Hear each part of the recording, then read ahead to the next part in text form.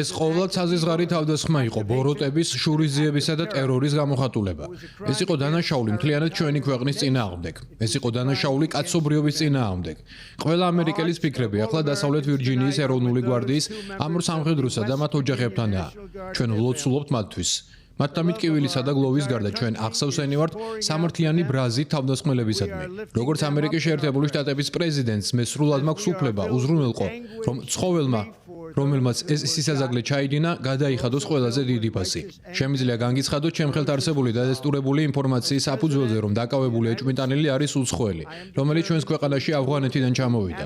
არ ვაპირებთ შევეგუოთ კანონისა და მარცესრიგის ხელყოფას იმ ადამიანების მხრიდან, რომელთა ადგილი ჩვენს ქვეყანაში არ არის.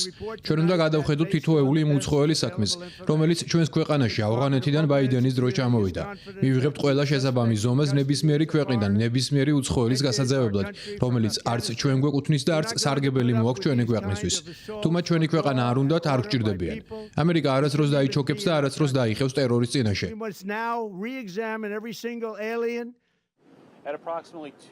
ვაშინგტონის ეროვნული გვარდიის წევრები მაღალი ხილვადობის პატრულირებას ახორციელებდნენ მე-17 და პირველი ქუჩების ჩრდილო-დასავლეთით, როდესაც ეჭვმიტანილი კუთხიდან შემოვიდა ცეცხლსასროლი იარაღით ხელში და ეროვნული გვარდიის ორი თანამშრომელის მიმართულებით ისროლა. ამ ტერიტორიაზე მათ გარდა სხვა თანამშრომლებიც იმყოფებოდნენ. მათ შეძლეს მსროლელის დაჭერა და რამდენიმე წამში დაკავება. რამდენიმე საათის წინ თეთრი სახლის მიმდებარე ტერიტორიაზე სროლა მოხდა.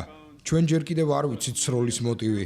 ბევრი დეტალი ჯერ კიდევ გასარკვევია, მაგრამ რაც დანამდვილებით ვიცით არის ის, რომ ეროვნული გვარდიის ორი წევრი სამსახურეობრივი მოვალეობის შესრულებისას დაიჭრა. უპირველეს ყოვლისა, მინდა ყველა მის მორწმუნეა ილოცოს ამ ორი ეროვნული გვარდიელისთვის, რათა მათ შეძლონ მადლიერების დღის გატარება ოჯახებთან ერთად, რადგან ისინი ჯერ კიდევ საკმაოდ რთულ მდგომარეობაში არიან.